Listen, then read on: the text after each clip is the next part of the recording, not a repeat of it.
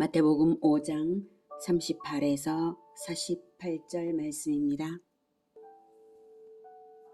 또 눈은 눈으로 이는 이로 갚으라 하였다는 것을 너희가 들었으나 나는 너희에게 이르노니 악한 자를 대적하지 말라. 누구든지 내 오른편 뺨을 치거든 왼편도 돌려대며 또 너를 고발하여 속옷을 가지고자 하는 자에게 겉옷까지도 가지게 하며 또 누구든지 너로 억지로 오리를 가게 하거든 그 사람과 십리를 동행하고 내게 구하는 자에게 주며 내게 꾸고자 하는 자에게 거절하지 말라. 사랑하는 형제 여러분, 4월 2일 토요일 저녁 묵상에 오신 것을 환영합니다. 예수님께서 천국의 왕으로서 천국의 법을 선포하고 계십니다. 그런데 이 법은 원래 이미 이스라엘에게 구약의 율법으로 주어진 것이었죠. 그것을 제정의해 주시는 것입니다. 예수님의 산상수훈과 이스라엘 구약의 율법은 모순되는 것이 없고 이스라엘 구약의 율법을 계승하셔서 예수님께서 완전하게 가르치시고 제정의해 주시는 것입니다. 예수님은 구약 율법을 무시하신 것이 아니라 제정의함으로써 완전하게 하신 것입니다. 그러므로 구약 율법을 폐기한 것이 아니라 오히려 완성시키신 것입니다.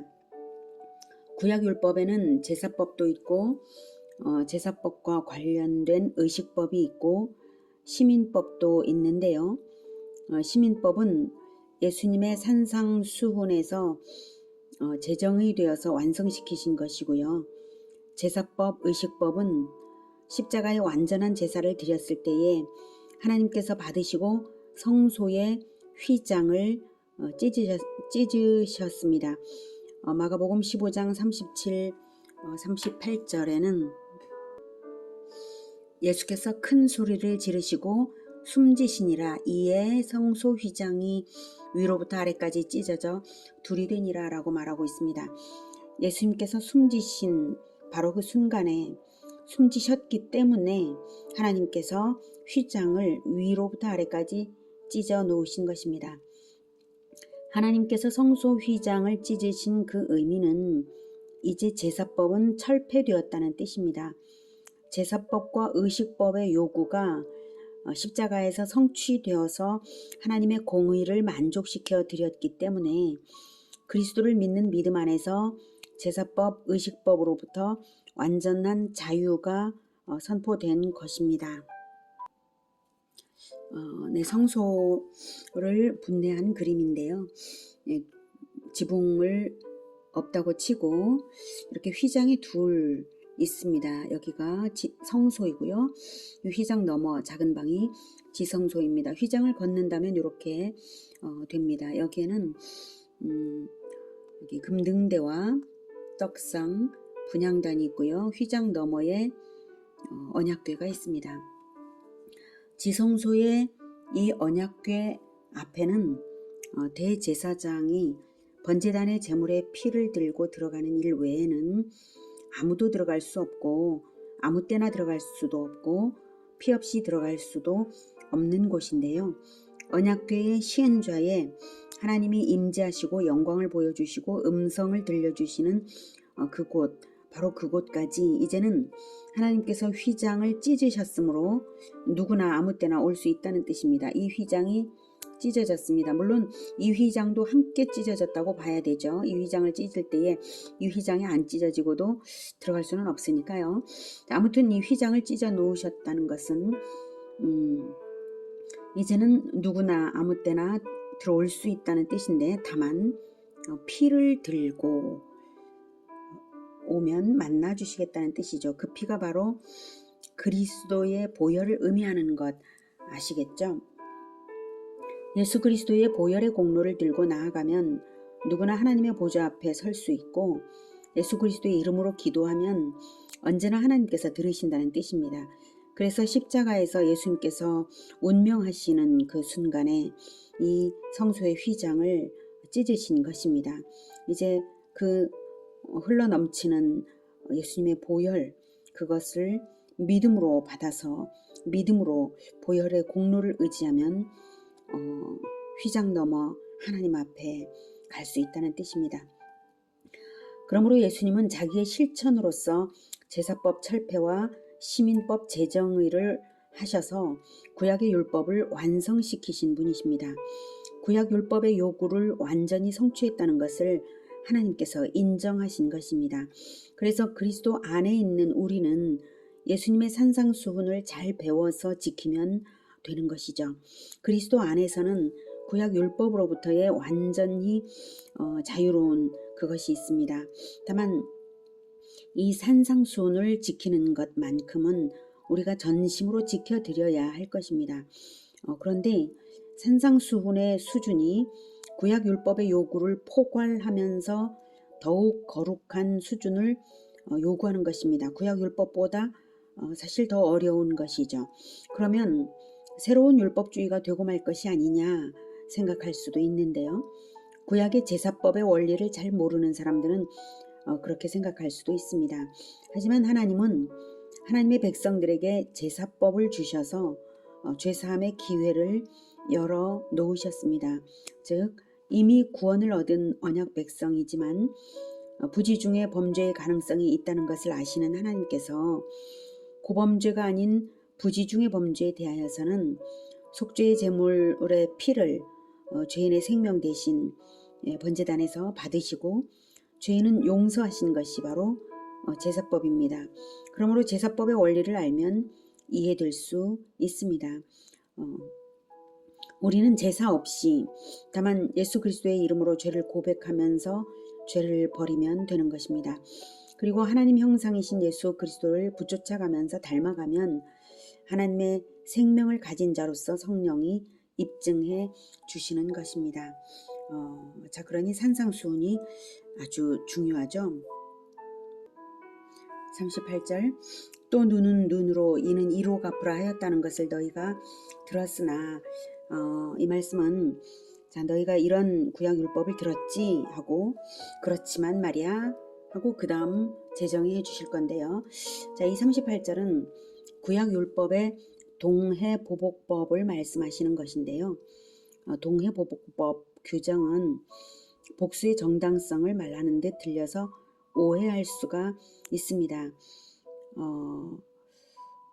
동해보복법이란 말은 동일한 해악으로 동일한 피해로 되갚아주라 이 뜻이에요. 그러니까 눈을 다치면 눈을 때려주라 이런 거죠. 이가 하나 뽑혔다면 그 폭행한 자의 이도 뽑으라 이런 말씀인데요. 그래서 동해보복법 규정은 복수의 정당성을 말하는 듯 들립니다. 하지만 구약의 율법은 복수를 금지합니다. 레위기 19장 18절에서는 원수를 갚지 말며 동포를 원망하지 말며 내 이웃 사랑하기를 내 자신과 같이 사랑하라. 나는 여호와이니라 이렇게 하셨거든요. 복수는 하나님이 대신해 주셔야 하는 것이지 내가 할 것이 못 됩니다. 그렇다면 동해보복법 규정들은 무엇인가 하면 그것은 개인들에게 주시는 규정이 아니라 재판에서 판결의 기준을 재판장들인 자들에게 가르치는 기준입니다. 질서를 위한 제정입니다. 그럼에도 오히려 이 법은 복수를 정당시하는 방편으로 왜곡해서 악용되고 있었기 때문에 예수님께서 교정해 주시는 것입니다. 구약율법을 확인해 볼게요. 신명기 19장 18에서 21절 재판장은 자세히 조사하여 그 증인이 거짓 증거하여 그 형제를 거짓으로 모함한 것이 판명되면 그가 즉 그 증인이 거짓 증인이 그의 형제에게 행하려고 꾀한 그대로 그에게 행하여 거짓 증인에게 행하여 너희 중에서 악을 제하라. 동해보복법이죠. 행하려고 꾀한 그대로 행하여 20절 그리하면 그 남은 자들이 듣고 두려워하여 다시는 그런 악을 너희 중에서 행하지 아니하리라. 이러한 동해보복법을 주는 목적이 바로 동일한 해악이 확산되지 않도록 하기 위한 것입니다. 21절 내 눈이 긍휼히 여기지 말라. 내 눈은 재판장의 눈입니다. 긍휼히 여기지 말라. 즉 죄인을 반드시 벌주라 이거죠. 생명에는 생명으로 눈에는 눈으로, 이에는 이로, 손에는 손으로, 발에는 발로이니라. 생명을 죽이면 죽인 자도 죽여라. 그런 것입니다. 자, 그래서 재판장은 자세히 조사하여 18절에 나왔던 것처럼 재판장에게 명하시는 것이지 모든 개인들에게 명하시는 원칙이 아닙니다. 19절에 그대로 행하여, 그대로 그에게 행하여 너희 중에서 악을 제하라. 악을 제하는 게 목적이에요. 공동체의 악을 제하는 것, 그것입니다. 보복을 합리화하는 것이 아닙니다. 그러면 복수의 악순환을 초래하잖아요. 복수의 악순환을 초래하는 말씀이 아닙니다. 21절에 내 눈이는 재판장의 눈이고요. 그래서 재판장의 눈은 공정이 절대 원칙입니다. 개인들이 판단하라고 개인들에게 주신 말씀이 아닙니다. 개인들은 공정한 재판장의 눈으로 판단을 받은 범위 안에서만 정당한 보복을 할 수 있다는 제한을 주신 것입니다. 오늘 마태복음 문단의 최종 결론은 48절 그러므로 하늘에 계신 너희 아버지의 온전하심과 같이 너희도 온전하라 입니다. 그것을 볼 때 구약 율법도 공동체가 온전하도록 동해보복법으로 공정을 확정하시는 것입니다. 그리고 공정은 공동체의 온전함을 위한 최저 기준이고 하나님의 소망은 최저 기준에 있는 것이 아니라 은혜죠. 하나님을 닮은 은혜 말입니다. 은혜는 높은 기준입니다. 재판장은 재판을 할 때는 최저 기준으로 재판을 내서 벌 주는 것이지 최고 기준으로 재판을 할 수 없잖아요. 그래서 재판장은 최저 기준인 공정으로 재판해야 하지만 일반 백성인 우리는 최고 기준인 은혜를 베풀고자 하며 살아야 하는 것이죠. 그럴 때에 그 사회는 보복이 근원적으로 제거된 온전한 사회가 될 것입니다. 그래서 예수님의 가르침은 자기 백성을 대상으로 최고 기준인 은혜를 베풀게 하시는 것입니다. 또 눈은 눈으로 이는 이로 갚으라 하였다는 것을 너희가 들었으나 나는 너희에게 이르노니 악한 자를 대적하지 말라. 누구든지 내 오른편 뺨을 치거든 왼편도 돌려대며. 왼편도 돌려대며. 이것이 문자적 의미는 아닙니다. 예수님도 뺨을 맞으시고 다른 쪽을 돌려대지는 않으셨죠. 바울도 그렇고요. 다만 이 말씀은 악한 자를 정죄하지 않는 마음을 갖되 그 너그러움의 폭을 아주 크게 하라는 뜻입니다. 뺨 한 대 맞아도 한 대 더 맞아줄 그 정도의 아량을 가져라. 이런 뜻입니다.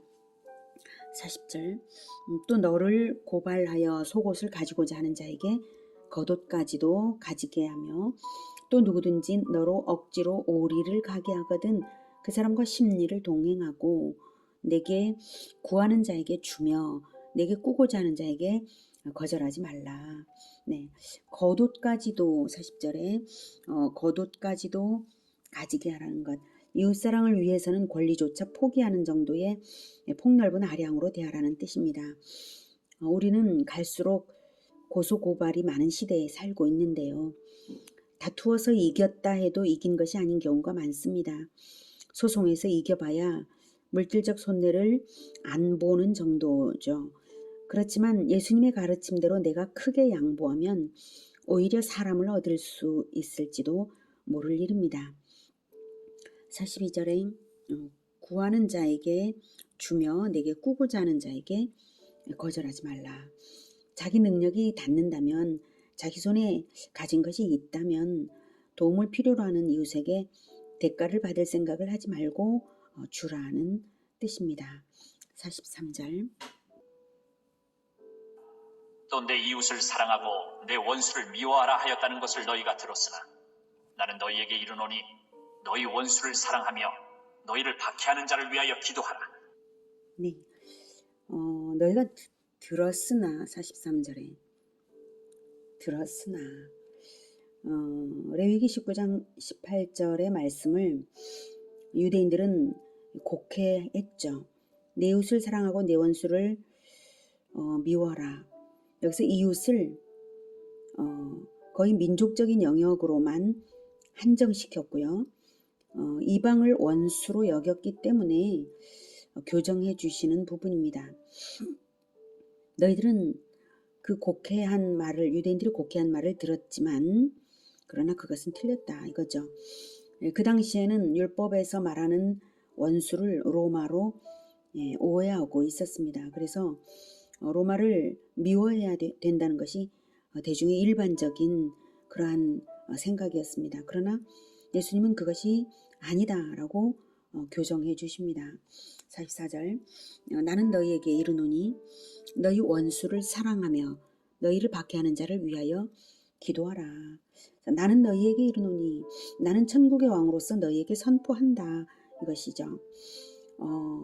원수를 사랑하며 너희를 박해하는 자를 위하여 기도하라고 하셨습니다. 이러한 사랑은 원수의 마음을 되돌려서 악을 포기하게 함으로써 마귀에게 승리할 최강의 무기가 됩니다. 우리를 박해하는 자까지도 우리 편이 되게 하는 것이죠. 물론 순교를 각오하는 십자가 정신이 필요할 것입니다. 45절 이같이 한즉 하늘에 계신 너희 아버지의 아들이 되리니 이는 하나님이 그 해를 악인과 선인에게 비추시며 비를 의로운 자와 불의한 자에게 내려주심이라. 네, 아들은 상속자입니다. 그래서 하나님 너희 아버지의 아들이 되리니 상속자가 되는 것이죠. 상속자는 상속자가 되므로 아버지의 성품도 물려받는 것이 마땅합니다. 하늘나라의 유업을 물려받기 위해서는 동일한 성품이 발견되어야 아들임을 증명하는 것이죠. 하나님은 육신이 아니시잖아요. 하나님은 영으로 계신 분이시므로 그 영의 모습이, 그 형상과 우리의 영혼의 형상이 동일해야 아들임을 증명하는 것 아니겠습니까? 그래서 이같이 한즉 원수까지도 사랑하고 또 축복하고 기도하고 이렇게 한즉 너희 아버지의 아들이 될 것이다. 아버지께서는 해를 선인과 악인에게 비추신다. 악한 자라고 해서 은혜를 은혜에서 제외시키는 것이 아니라 은혜와 자비를 모든 사람들에게 동일하게 베풀어 주시는 것입니다.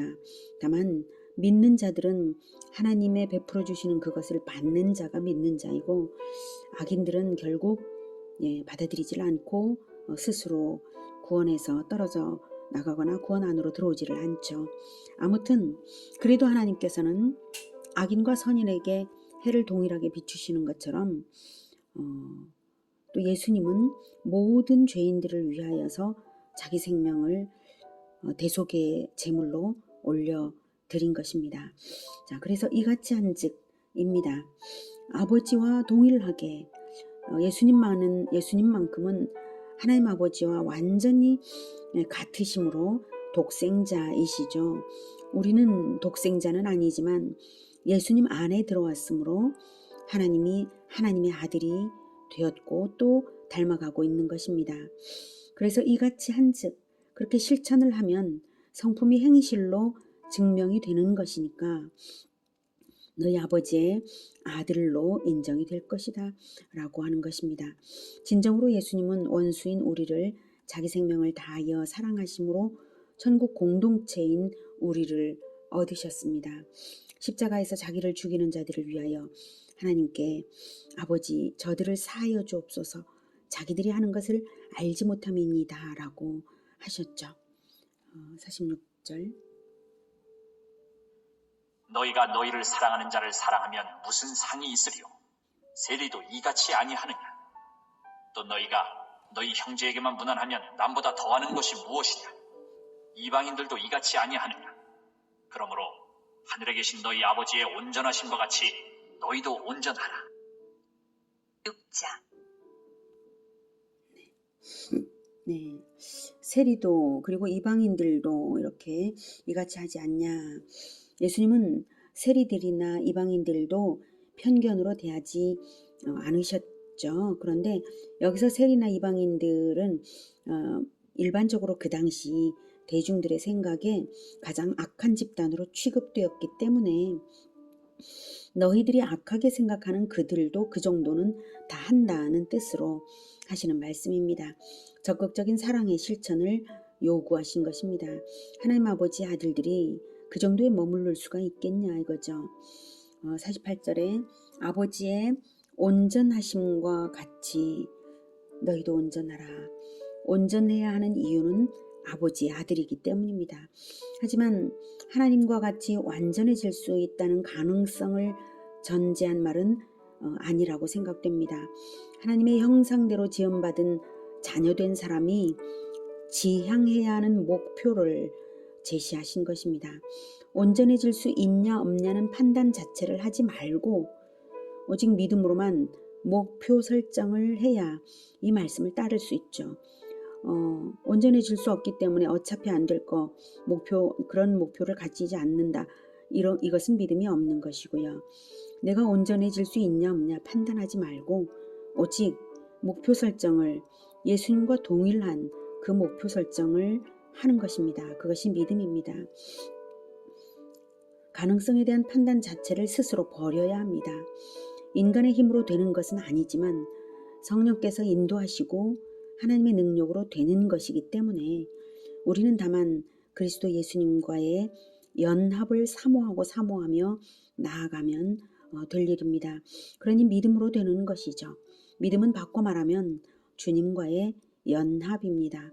주님과의 연합을 사모하며 포기하지 않고 따르는 삶, 지속적인 연합, 이것이 믿음입니다. 오직 목표 설정을 하나님의 형상으로 하고 늘 나의 부족함을 목격하면서 가난한 마음으로 간구하며 가는 것입니다. 그래서 예수님께서 심령이 가난한 자에게 복이 있다고 하신 것이고요. 의에 줄이고 목마른 자에게 복이 있다고 하신 것이죠. 우리의 목표 되시고 모델 되시는 예수님을 보내주셨습니다. 하나님의 형상을 보내셔서 사귀게 하셨습니다. 그러므로 하나님의 온전함을 따르게 되고 성령의 임재 안에서 가능합니다. 원수를 위하여 대신 죽으시며 원수를 자기 백성으로 들어오게 하신 예수님처럼 우리도 누구든지 사랑하고 원수까지 사랑하며 예수님과 연합하고 연합시키는 하나님의 아들들이 되기를 기원합니다. 기도하겠습니다.